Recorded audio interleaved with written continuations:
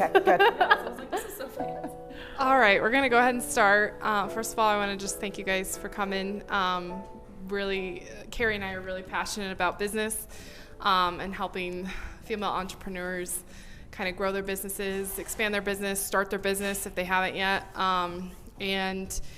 Denver's a great community to start a business, very female-focused, female-empowered, but we've found a lack of, we need more community, more spaces for women to be able to be vulnerable, open up, and so that's why we started this professional networking group. And so I will turn it over to Carrie to talk a little bit about her heart for women, and we'll get started.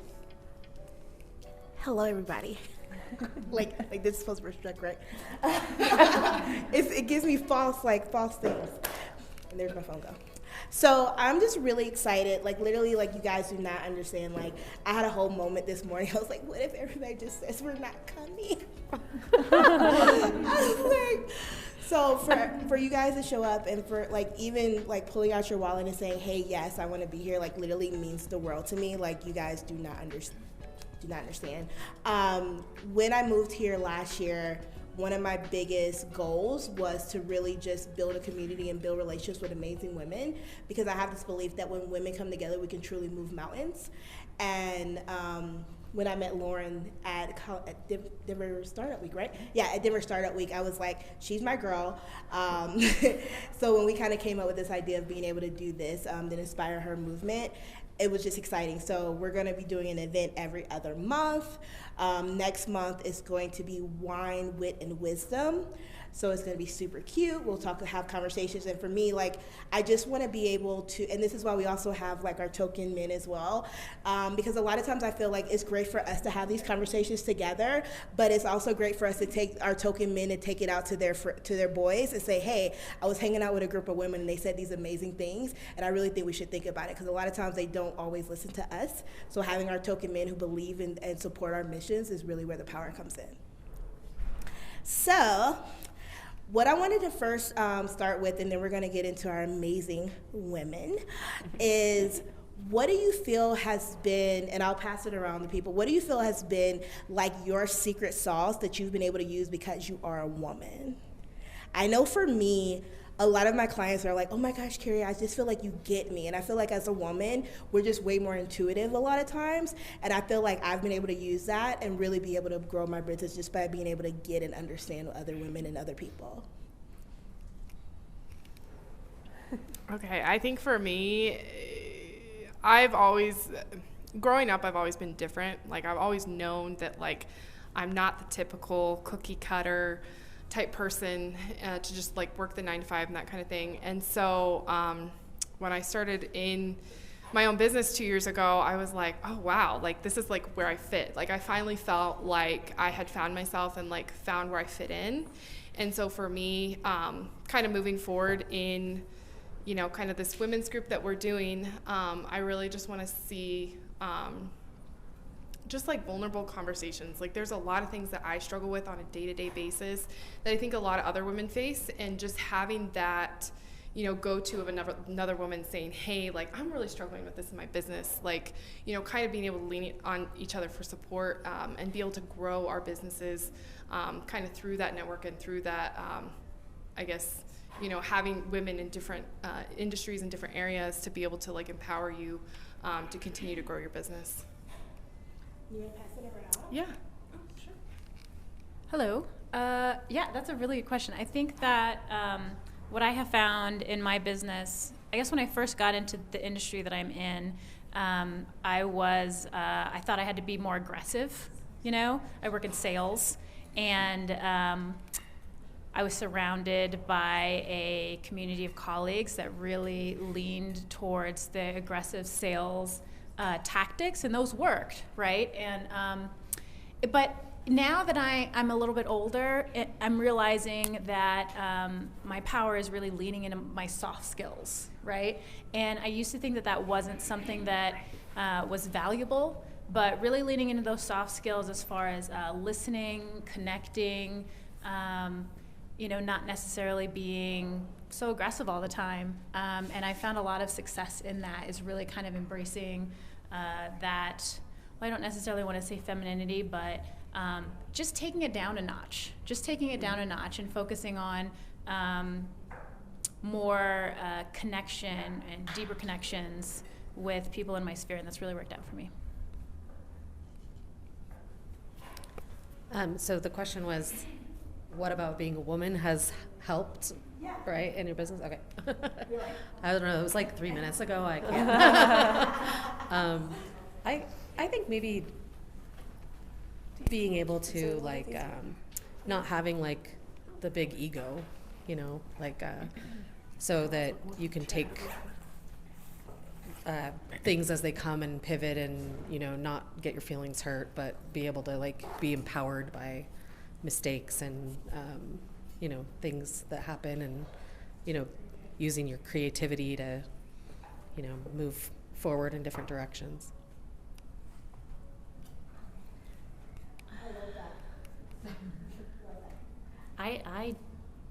I've been racking my brain over here trying to figure out what my secret sauce is. And I'm still racking my brain trying to figure out what my secret sauce is. I don't know. I mean, so I was raised by my dad and my 2 older brothers, so I never really considered myself very feminine or someone with a secret sauce. So I think that my perspective or my approach has always been a little more almost masculine than feminine, and I don't know if that's helped or hindered me in the way that I conduct myself and do business, and certainly didn't answer the question. But I think that's the thing, is that everybody's journey is different. Like, I know for me, I started being extremely, like, masculine and aggressive because, like, I went to military college, I did all this stuff, and, like, it was go, go, go, but I realized for me, it stressed me out, like, really, like, I was like, man, I don't really like this. Like, I actually like the flow. But, like, being able to realize that, I feel like was one of my power moments. Absolutely, yeah. So just go ahead. There it is. Hi. Oh, it does actually give you like a little volume. Yeah. Maybe I'm just hearing things. I'm just making it up. Sorry, guys.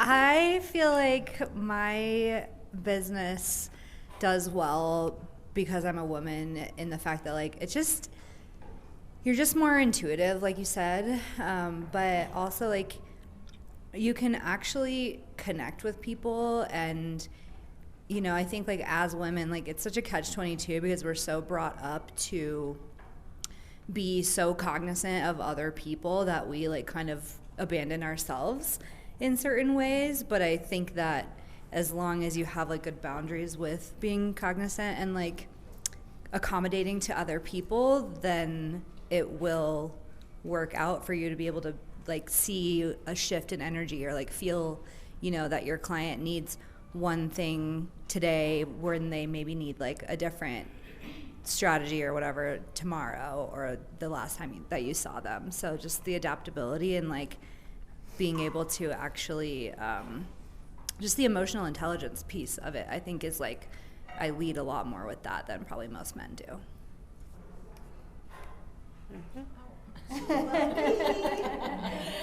Well, clearly it's my charm and wit. No.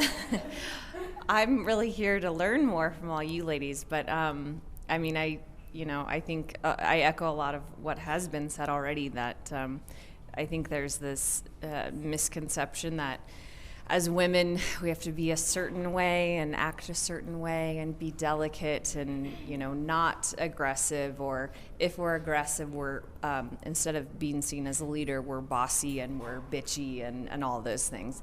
And so for me personally, I've had to learn to find my voice and stand up for myself and be okay with that, because, again, unfortunately, we're seen as being, you know, bitchy or bossy or whatever it is. So, I think, again, handling it in a way that's like, hey, I'm actually here. I can come to the table. I have something to offer as well, just like anybody else. And just being confident in that, but also with a little bit of delicacy as well. So kind of combining those two things.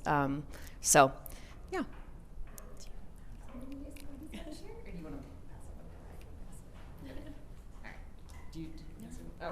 Oh wait.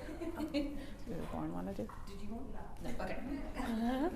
Do we? Since we have these on, do I hold the mic too? Oh. Okay.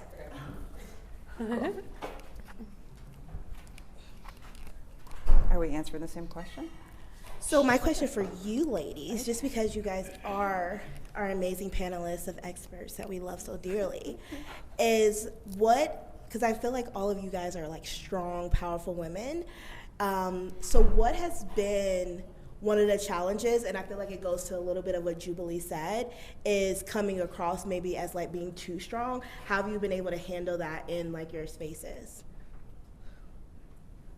Either one. I mean, I'll start with it. And Kayla, can you tell a little bit about my name is yourself too? Kayla Mahoney. I work in commercial real estate. I have a couple of my connections in here. Thank you guys for coming. I think that specifically Rosie and Heidi can attest to it. I just go in hot, bull in a china shop. I'm not ever, I'm never going to be like the type of person that's going to allow myself to, cater to that. Like, I don't know, very recently, I'll just get into this a little bit. It was like a mutual departure from my current position. And it was because of being that strong-facing female. And there's always going to be that level of intimidation by it. But the people you really want to surround yourself with will ultimately respect it. One thing that I do find that's like really interesting here, though, that I wanted to point out right away is just like how we're all sitting right now. And I'm so sorry, I forgot your name. Dee Dee. You're the one who said that you have a more masculine energy in your workspace. No, and don't be a conscious of that. I think that's a good thing because you're sitting in a position right now that's like asserting power versus all of us, myself included, are taught to naturally sit here like this. That's a celebration, not intending to be anything negative, but it's like, why are we always taught to try to keep it inward? Why are we always educated to be that way? And it's not always going to go smooth, but what's going to be better in your heart is like sitting there and just being quiet and sitting there and allowing people to take advantage of you or like step over you because you're a female and because we're taught to be more reserved, or just stand up for yourselves and not always have like the best results right away, but in the long run it garners respect and dominance and power in a workspace. Cool. So I'll follow. I'm Christine Lemlung. So I'm a physician. I started a hospital medicine company, and I've most recently started a hospital at home company the last 2 years, so startup founder hell. But I would say the same thing. So in spite of being in healthcare is still a very male dominated field. You'd be surprised, especially at the leadership level. So often I'm one of the only females in a leadership area. And I think ultimately, especially at my age, you can't sort of change who you are, and you have to just lean into who you are as an authentic person, because trying to be anything else different from that, it's just going to make everything else around you so much more challenging. So I definitely have run into problems with being assertive and being being very data driven, very logical. I'm not the typical, I'm not very emotional. I don't have that sort of engaging personality with people, and that's sort of who I am, but I also feel like it can be a strength as well too in the right situation. So Absolutely. I guess I'll go next. Michelle Berzins. I guess I'm going to kind of put some of this together because I think we're all kind of saying a little bit of the same thing, but I really liked what Rosie said. I'm also in real estate. I think there's a few other people in real estate here. And I think there is a delicacy between being assertive and then also listening to others. And in my experiences, I feel like so many times people are like, this is the way it is. And I also could say the same thing, this is the way it is, but it's more so I say, hey, I appreciate your view on this, but we need to work together. We have to find a solution that works for both parties. So it shouldn't be one-sided necessarily. And I think the tenderness of that, but still also being assertive, tends to work out. And I think a lot of people don't realize sometimes, being just like shoving something in someone's face isn't necessarily, it can be effective, and some people get what they want, but I want to be known in my reputation, my character, and the way I operate my business that it's a small world out there, and so I want to treat people with respect, but I also want to, come to the table and talk through it. And I think so many people just they're just used to making up their mind, and they just don't even think about that. And so once you communicate and, you know, get to the root of the problem, it really can change the trajectory for both sides. So I don't know. That's kind of my take on it. Does this thing work? Okay. Oh, it is. Okay. Okay, but I should still be doing this thing that I'm doing. Yeah. Okay. Just making sure. Got it. Okay, my name is Bree Thomas, and I have a company called Balance. I'm a founder, which is right now in my current stage just another label for a highly unpaid CEO, which is very exciting. But I've been in tech for years, for nearly 20 years. I even took a detour and learned to write code for a while. And so I'll take this from maybe just a slightly different angle, which was really true for me, especially when I was learning to write code. And it's something that, maybe you've seen it, there's a famous TED Talk by Reshma Saujani about how, as women, we are taught to be perfect, not brave. Where when you're growing up, boys are very much taught to be brave, and women are taught to be perfect. And that for me, that was a really fascinating thing to listen to, especially when I was learning to write code, because I went to law school too, but writing code was incredibly humbling. Like, I was crying every single week. It was really, really hard for me to do. And so, I think when it comes to some of the things that you have all talked about, whether that's coming across aggressive, standing up for yourself, any of those things, like for me, it's always actually just been really battling my own inner monologue about, how people perceive me, or really just about trying, right? And so that whole thing about, there were so many things that I wouldn't do, or I would wait to do them until I had it 100% perfect before I put it in front of everyone. I worked twice as hard to be in the meeting and show up at the table with, all the men ready to rock and roll. And now I'm like, I don't give a shit anymore. And maybe that's also just the grace of as we age too. That could be some of it, I don't know. But I'm just very much working hard to just be brave and try things. And so then what I found is that when it doesn't work or it doesn't come out quite right, that there's also a lot of strength in just being vulnerable around that, regardless of who I'm in the room with.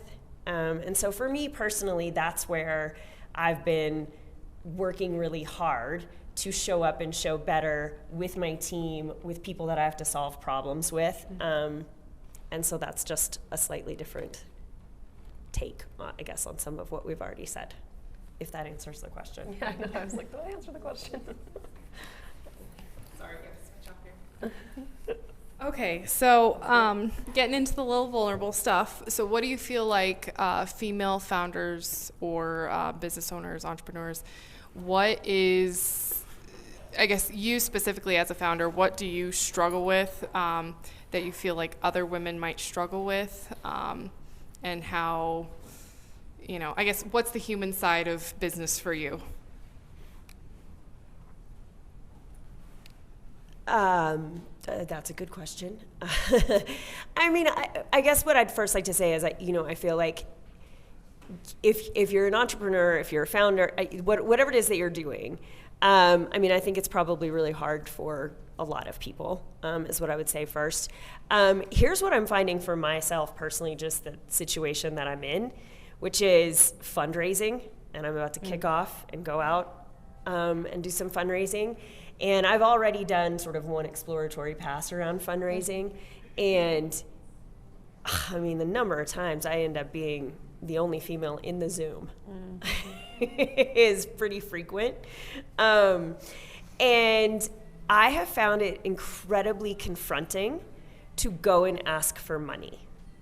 And that has triggered things I think about me that are just sort of part of being a woman and, being in our culture.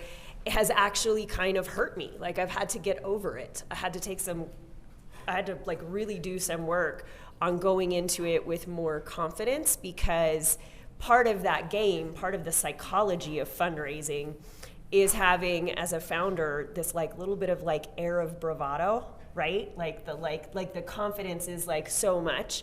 And that's actually been really hard for me because I tend to be very like pragmatic, right? And like, it's not that I can't tell you my vision, but I don't want to come across as like, frankly, you know, some of the headliner founders we've seen in the news lately had great big falls from grace, right?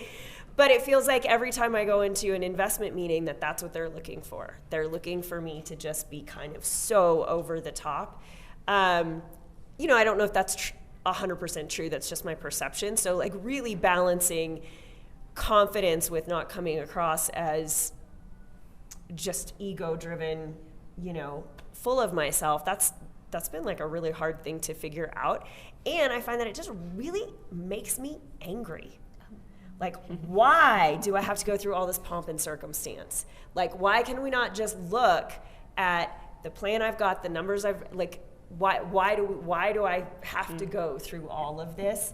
And the truth is, as far as, in so much as I can tell right now, it is the game that has to be played to some extent. And so that's just been really hard.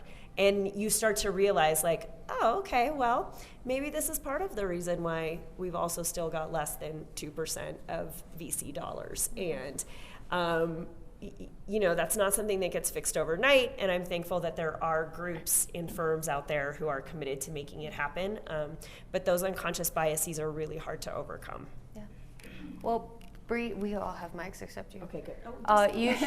You should 100% get my contact info because I raise capital for companies too. Okay, great. Yeah, I love doing that. It's interesting hearing that though because it is the psychology game and like I like fucking with men's head all of it. Like I learned, for those of you guys who know me, one of my talents is just I'm really good at asking people for money just because I don't care.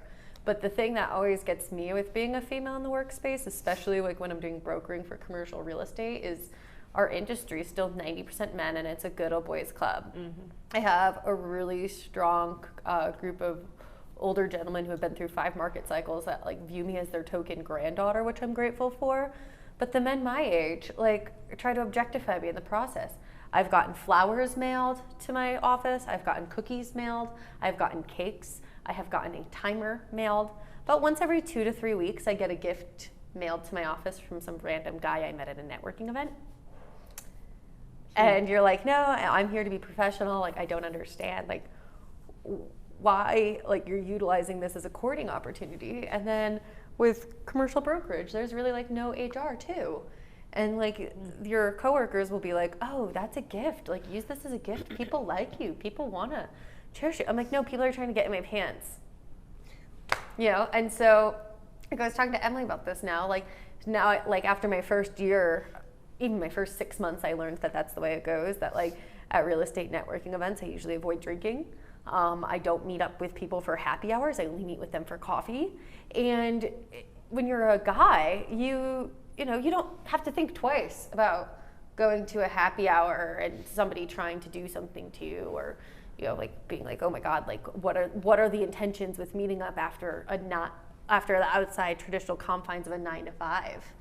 And so we're naturally, I think, poised to be in this position where it's like, okay, like I have to screen everybody I'm doing. I have to be extra cautious. Like, and there's sometimes where it's like I do facilitate deals with my friends and like they see a different face on when I'm in a work environment. Like I usually just like to be like this, like, you know, be my little punk rock self. But it's just at the 9 to 5, I feel like I have to put on this whole other character.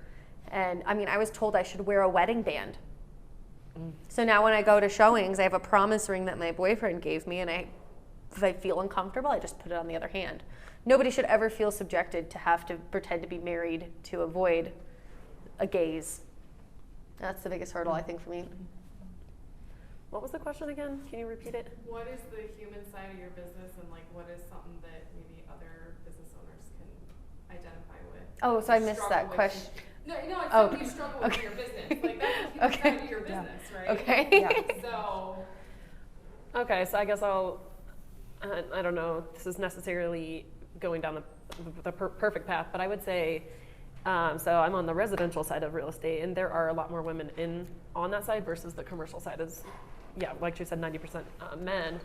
But I think for a long time when I first started in real estate, and I've been, I think 9.5 years, so it's been a while. But I remember even my mentor, who's a female, she was so nervous to give idea. Like, she was like, I can't tell you that, it's my secret. And so, but, you know, a couple of years after working with her and her mentoring me, she's like, you know what's so funny, Michelle? I want to go back. She said, you know, my mindset has changed over the last couple of years, and I realized, why not give my secrets? And she said, you know, she was talking to somebody else, and they kind of, talked through that. And I think there's a lot of competition in real estate, and there's a lot of ego and drama, and there's other businesses that are like that, but I think real estate very much so has a lot of drama in it.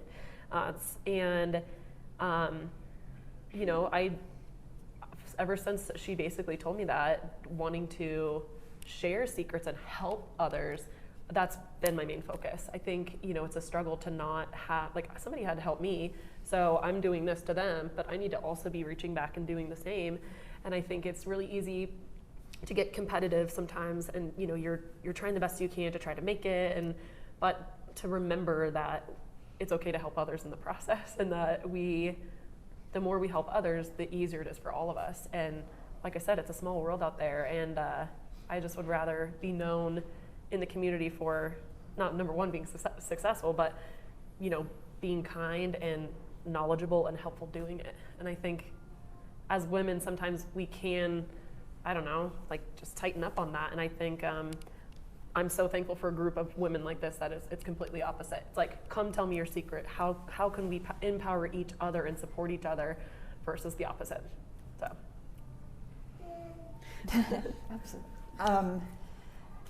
So many struggles, right? So I would say, probably just tying it back to what Bree was saying, there's I feel like there's three parts to my business. So there's the clinical care, because we actually care for patients. There's the business side of it, but then the venture raise. So having run another company, that whole piece of it didn't need to be there before, and that's a wholly uncharted waters.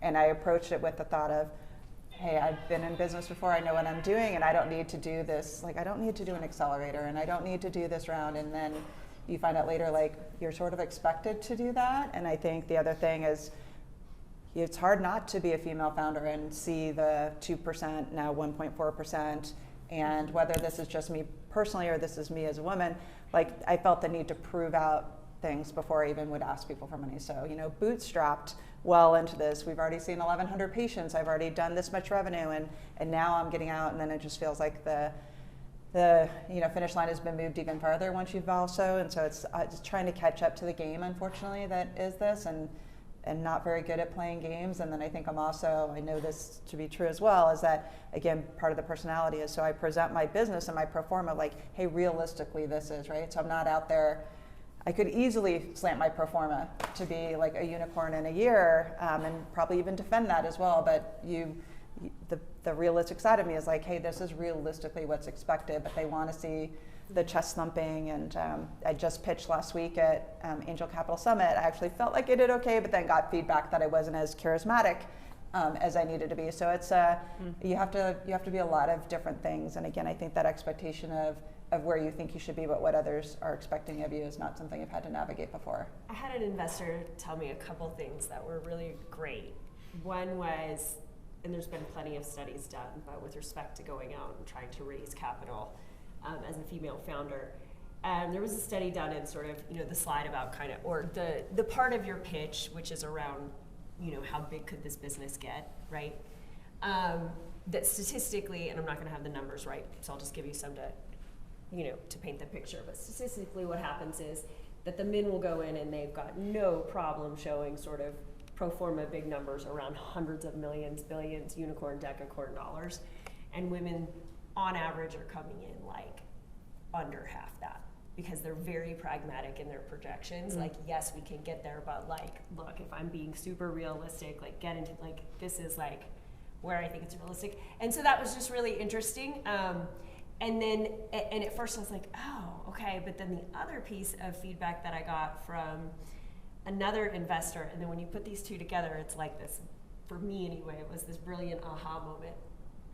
The other piece of feedback I got, especially about pitching investors, is that, and this was an investor that told me this, was that he said, you have to remember, we're all just highly intelligent toddlers. So you really got to give us like the coloring book version. And there was this light bulb moment I had that was like, oh, okay, pitching the bigger number, coloring book format, toddler, like, yeah, no wonder I got to give it to you that way. Like, you literally can't get there the way that I can.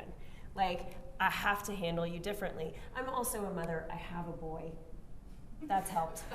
But like, it was just sort of this interesting thing, which is like, okay, if I stop looking at it through the lens of trying to prove, and through the lens of, if I just change my picture, my own internal monologue around, which I have all of this just from being a woman, that I have to prove, I have to be perfect, I have to do all these things.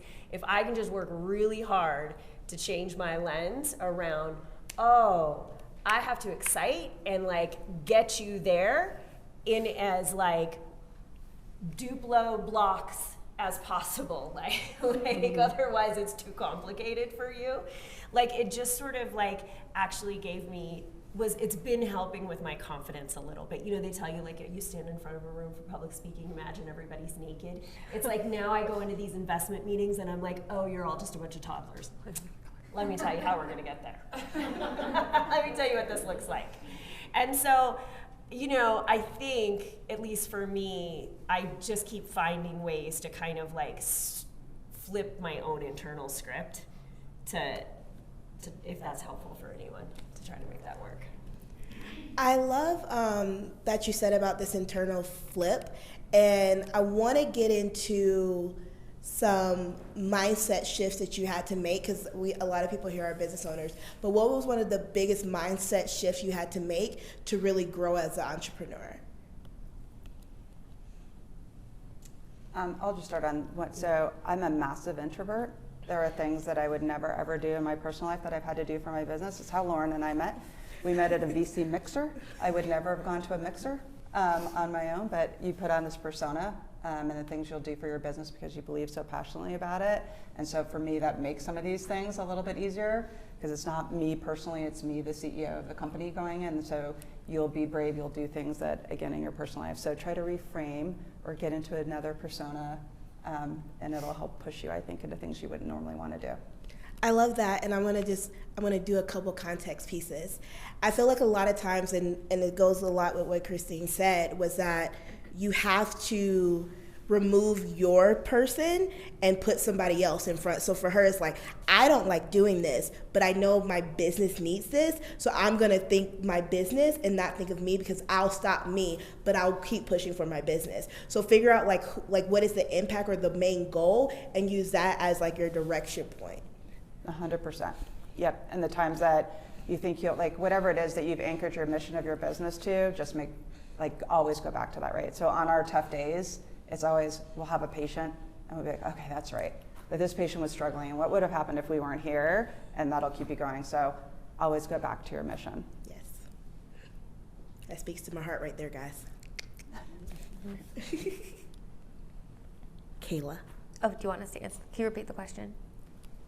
What was your biggest mindset shift that you had to make as an entrepreneur? I think imposter syndrome more than anything. I think, I came into real estate from working in the music industry, and I have an art degree. But it's interesting because I now utilize my art degree in commercial real estate more than I ever did as a graphic designer. Like, I was utilizing the technical skills, but I now leverage what I learned in my critical thinking and theory classes for negotiation purposes, which actually has played significantly to my benefit. Learning how to use that for sales tactics as well. So just taking all of the knowledge I had, and instead of applying it to a composition, just pivoting that and treating almost your infrastructure as the composition. I think I always wanted to be a curator, and I say this with everything with marketing, always wanted to be a curator. But going to get your master's in curatorial studies and then making $50,000 a year, your ROI sucks. Like, it just sucks. And you're always like in a point where you're constantly struggling for something you love. So why don't you just take that same ideology and apply it to a different industry? So with commercial real estate, I treat the property as if it is the landlord of the property, as if it's the gallery, the tenant in place, or the buyer as if they are the exhibition. The demographic shifts due to the corresponding business is the reaction to said piece. And you'll see it like when you execute a lease. Like, I did a lease for about 10,000 square feet on Colfax for like a drag bar. It's going to be a weed lounge, drag queen bar. But I've been seeing like all of these articles now pop up in Westward from it and pop up in these other things. I'm always like, oh, this is kind of like being a curator, except with being a curator, it would come up in like Art Store or in the art magazines. And so it's pretty cool to take that same exact practice to an industry that's actually profitable. And I think this is gonna be my tidbits, guys. So I think a lot of times we feel that, so I'll use me as an example. So my degree is in humanistic psychology. And I remember my dad, like there was this class that I took was like the art of being. And my dad was like, what the hell are you gonna do with this? Like when you get it. And now in my business, literally everything that we do is based in psychology. And I'm like, I always say to myself, I was like, if my dad was still around, like I think he would be like, oh, finally, like, the money I spent has paid off. But like for a long time, he was like, so you're just wasting money. Like, what are we doing here? So like being able to ask yourself, what are the lessons or the skills that you learn in life? And ask yourself, like, how can I add that into my business and create like that secret sauce that no one else has? Yeah, I mean, I think we're all human too, right? So as much as we all want to be so successful and do everything, you have to kind of remember that we're all human, and at the end of the day, we all want to win. Just depends on what that looks like. But I guess I would say a couple things for my mindset was, one, we all know like women have such great instincts, and listen to yourself first. I think there's been so many people that said I would never make it, or I'm crazy, or whatever. I started buying real estate. I was 19 when I bought my first house, and my parents thought I was nuts. I asked them to co-sign with me. I had no credit. They said no, figure it out, and I did. And I've since then kind of built my own portfolio, buying in places that nobody thought I should live, and whatever. They're like, oh, you're moving over there, one of those. And it's like, yeah, I am, because I know in my heart that this is the right decision for me, and I plan on hopefully making a bunch of equity in this property. And I don't know, you have to listen to others, right? Like, you want mentorship, you have to make sure you're listening to the right ones, because, there's a lot of people out there that have a lot of opinions, but if you're not listening to the right people to really move you forward. And going back to what I said is like, everybody helping each other. I mean, there's so many times where I've either lost friends or, just kind of been in these really weird situations, and you kind of realize, I was talking to these ladies about it a little bit, it's like, sometimes I'm like, why are these people like basically hating on me? And it's either a sense of jealousy or something that's going on at the ground level. And I just realized that those are people I probably don't need to be getting a business advice from, because they're not helping me. They're holding me back, and they're almost viewing success as a negative thing, because I think there's something going on within them. And so finding the right mentorship, I think, has really helped me. And then going back to just not giving up on yourself.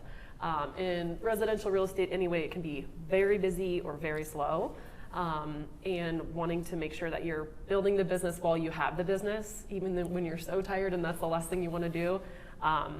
Whenever I have those days, I'm like, I'm not doing this business plan or these meetings or whatever it is, I have this little internal thing that says, do not give up on yourself, because if you give up on yourself, you're not going to be moving forward or growing. So I think, same thing, I don't want to go to the gym, but if the alarm goes up at 5:30, you're like, should I just cancel? But those are the days, and I'm like, all right, I'll do it. And those are the days that I feel like my mindset is the best, because I didn't give up on my first, goal or, decision of the day, so. Are y'all ready for my tidbit? Ready.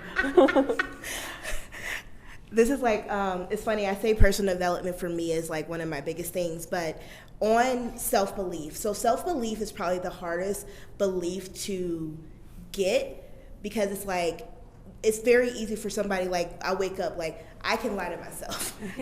I'm not gonna do it. But like, if I tell Kayla, hey Kayla, I'm gonna get up at 5 o'clock, I'll get up because I'm like, oh my gosh, Kayla is gonna realize that I didn't get up and I don't want her to judge me. So you're like, I don't want her to judge. It's like, Kira, you said you were gonna get up at 5. So a lot of times what I tell people to do before you can get to that point is find a mentor, find an accountability buddy that you can use in that in between, and then it's almost like creating a habit. You use them as your first habit piece, and then there's a moment, I always say, there's a moment where you're like, you know what, I still love you, you'll still be my accountability buddy, but I actually, you know what, I have this belief in myself, and I know if I make this promise to Carrie, that it can happen. But it's all about first strengthening the muscle to be used to doing those things, and then saying, you know what, I'm ready. I'm ready to trust myself, I'm ready to believe in myself, and I'm ready to say yes to those things. And like, I know, we'll use Heidi. So I'm in a networking group with Heidi, and one of the things she does every month is she writes down these goals. Literally, I know that I have like 2 weeks before my goals are due, and I'm like, I got some work to do, because I don't want to be at the meeting and be like, so actually only 2 are done. But that's that piece, it's that extra push, because a lot of times, again, we're human. We're human, life happens, things happen, we have to give ourselves grace. So remembering just to kind of like have that accountability buddy or that partner, and we hope we can be that for you guys here to help you kind of make that happen. It's on you, Bree. Okay. I'm sorry, remind me exactly what the question is so that I... Oh, it was my question. I was like, on you. One of your biggest mindset shifts that you had to make as an entrepreneur. Oh, got it. Okay. Yeah, so I wasn't planning to be an entrepreneur. Like, I really wasn't. Ever. I'm always like, there's so many, I have a lot of female friends who are like, they sort of just tumbled out of the womb and were entrepreneurs, like, you know, have had 18 different businesses since kindergarten. Like, that was never me. You know, for me, like, I was very passionate about a thing, but it isn't even that thing. For me, throughout the course of my career, I really want to work with great people and build great things.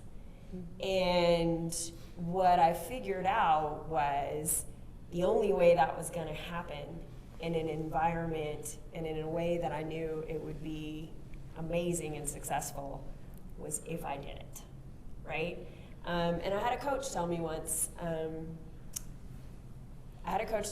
like, you know, I've had a lot of jobs, we've all had a lot of jobs, I'm sure.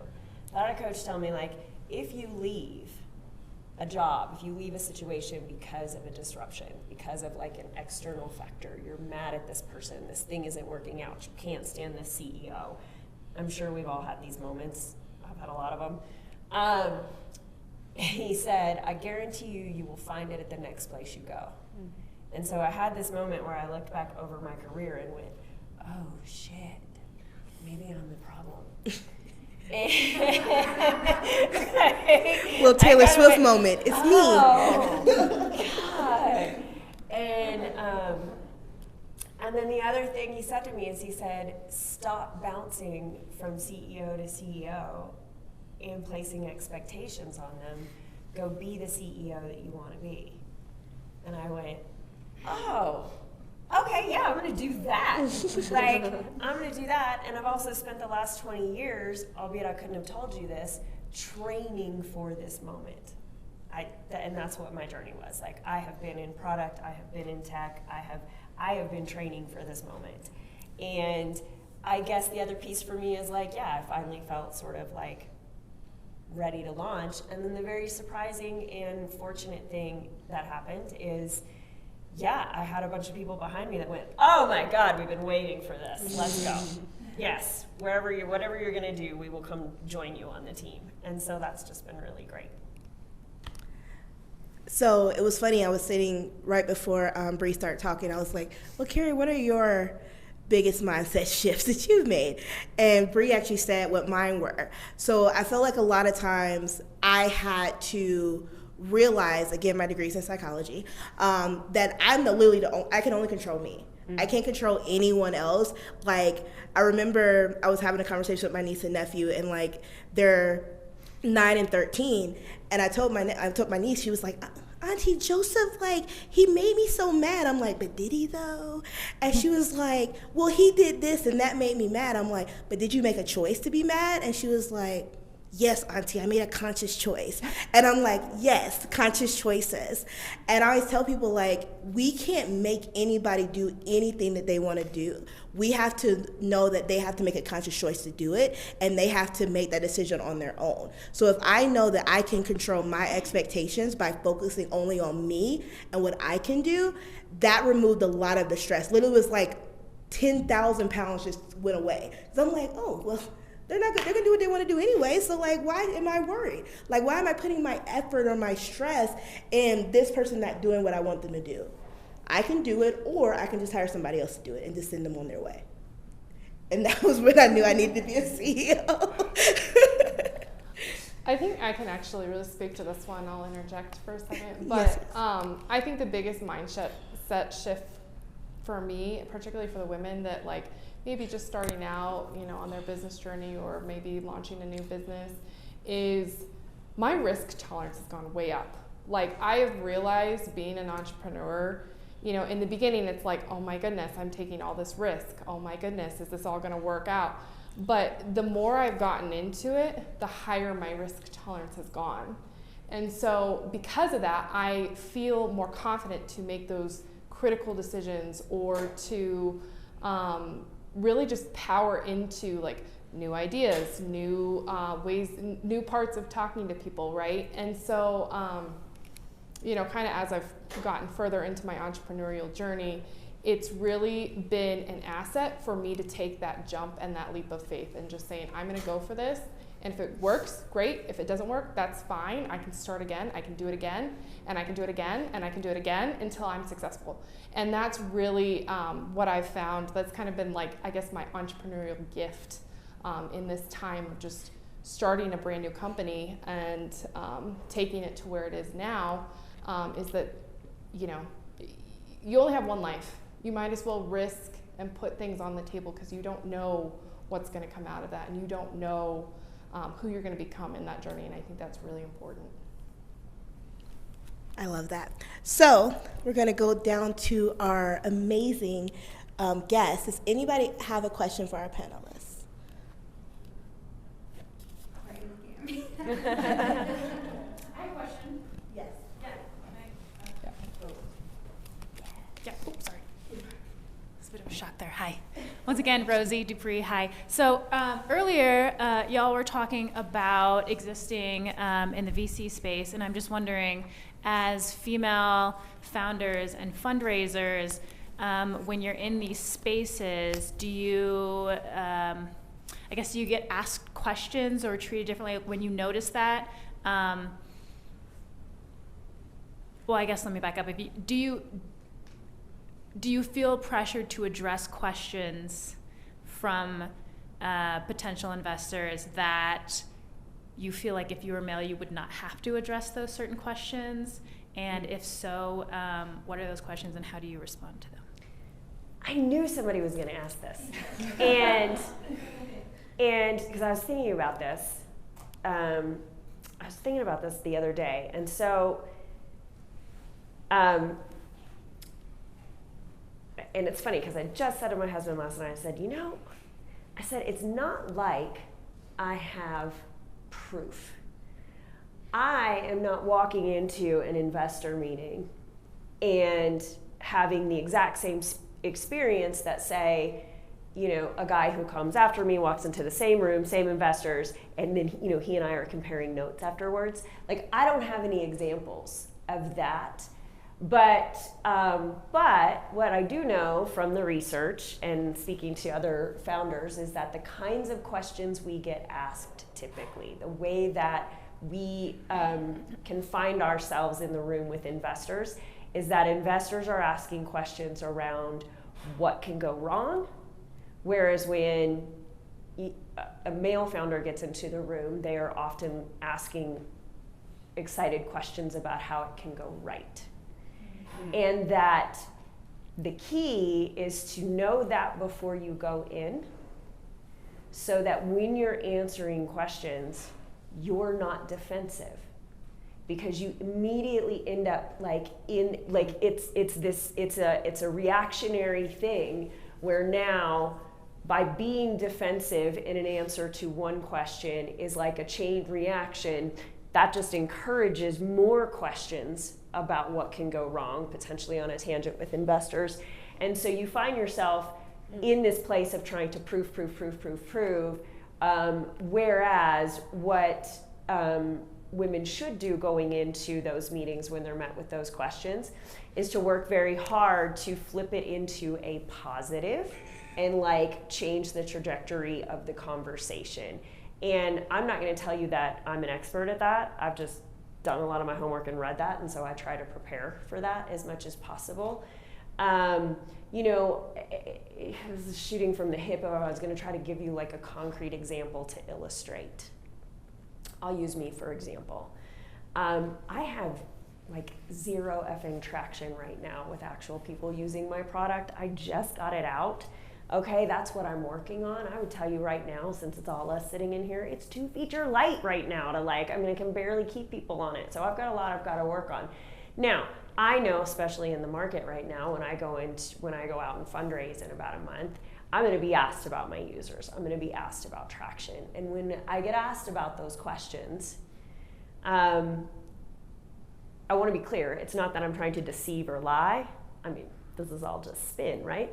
And where I am going to push is like, hey, we are in alpha. I am only onboarding friends and family right now, because what we are working on is, because we are not, like, beta is not what, we are not at that stage. I am in alpha. And then in answering that question, I'm going to immediately switch to talking about the partnerships that I am working with folks who are going to, when we're beta ready, list me as a product to all of their users. So it's like finding ways in which to not just kind of in the question on, oh, I think I know what you're asking me, and we're a lot smaller. It's like, hey, this is actually where we're focused as a business and why, and here's a bigger thing. Here's the shiny object toddler over here for you to look at that is bigger and more exciting. So that is my understanding of how we as women need to be prepared going into those meetings that can be different than what our male counterparts experience, if that's helpful. I think, just to comment on that too, because of my age and my youth, like, to be honest, I don't go into a room without like a more senior male mentor in order to avoid those types of questions. I always make sure that I have a strategic partner that's either in the room, or the people who I'm presenting against are people who are mentoring me in the process as well. Again, super blessed with some of my affiliations that I've garnered nationally from that.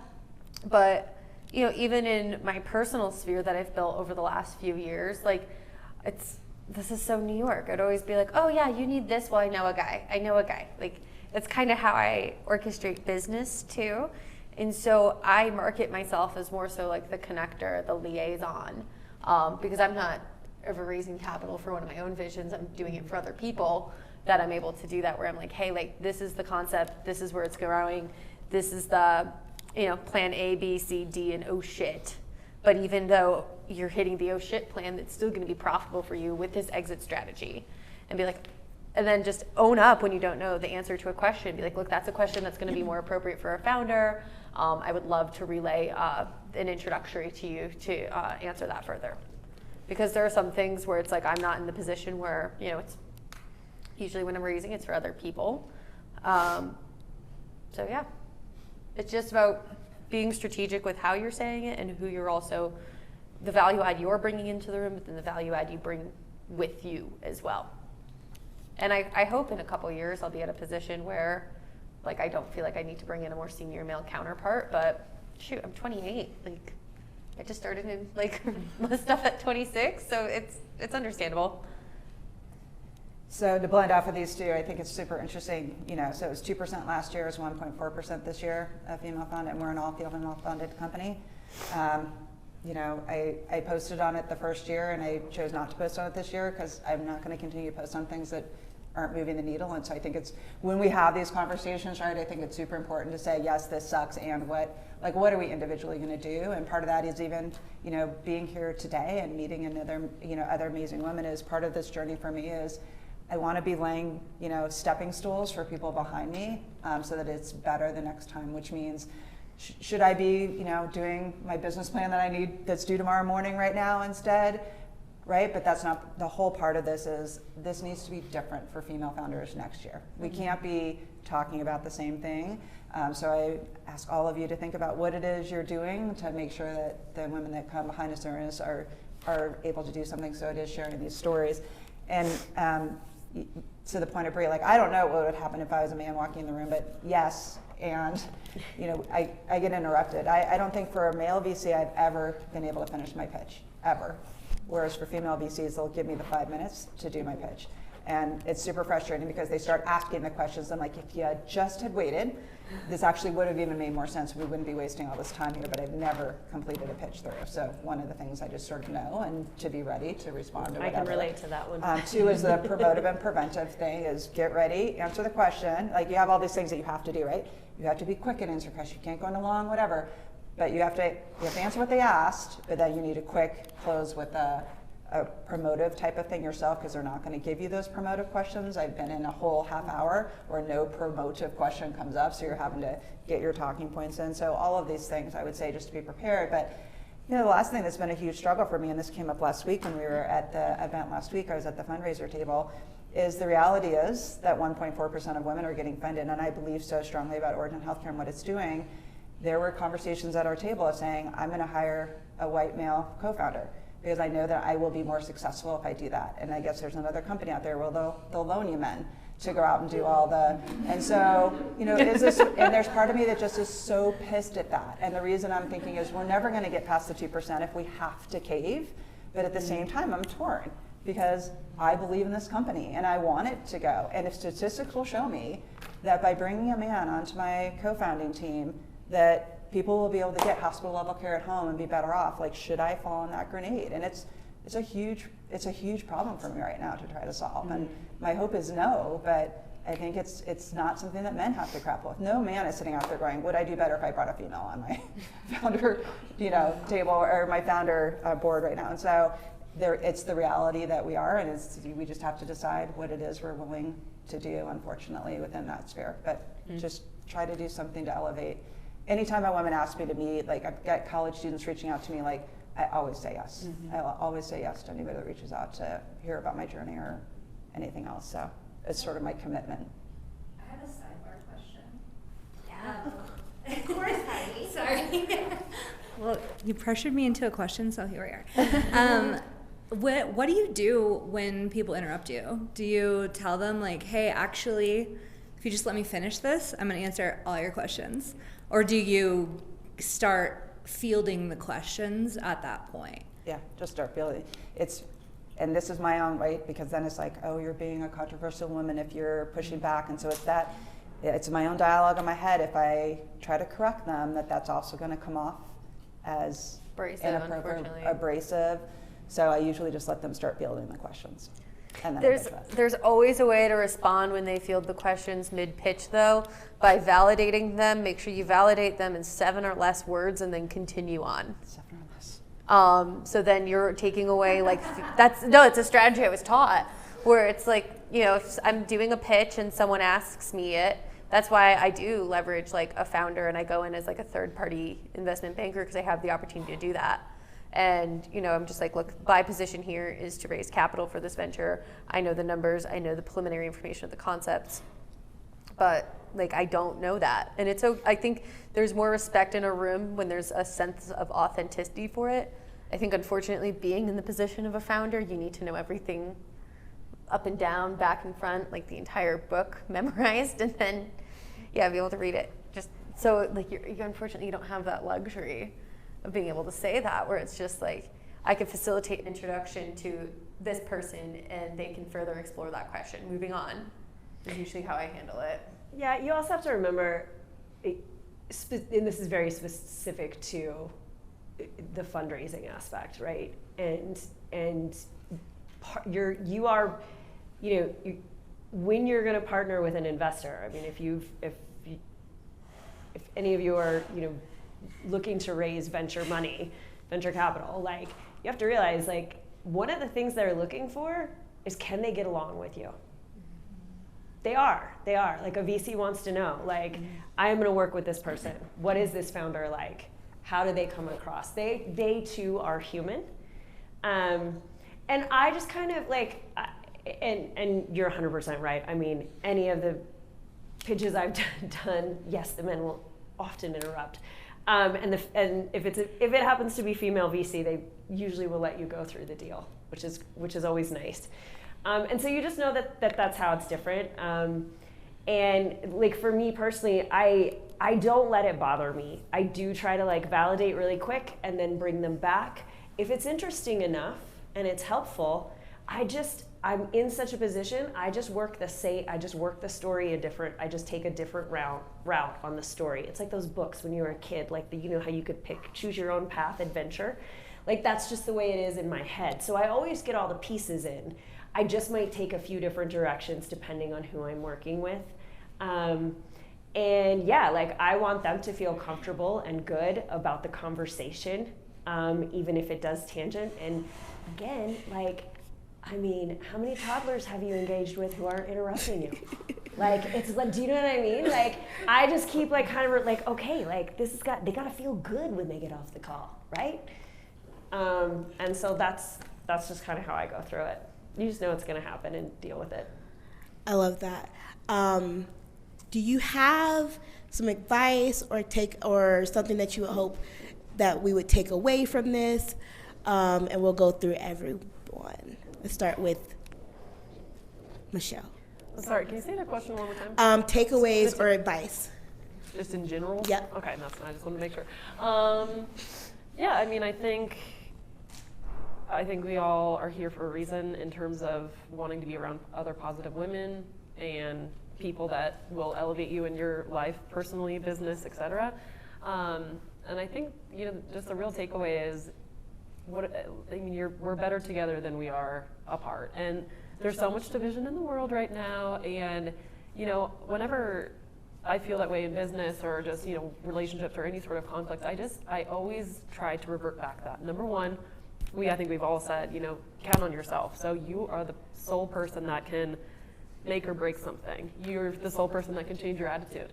Well, if you're really upset about something that's happening in your business, whether it's a conflict with a customer or not getting the proper support, make sure that your attitude dependable and for yourself, and then going into the next meeting or the next whatever it is. I think that's really important.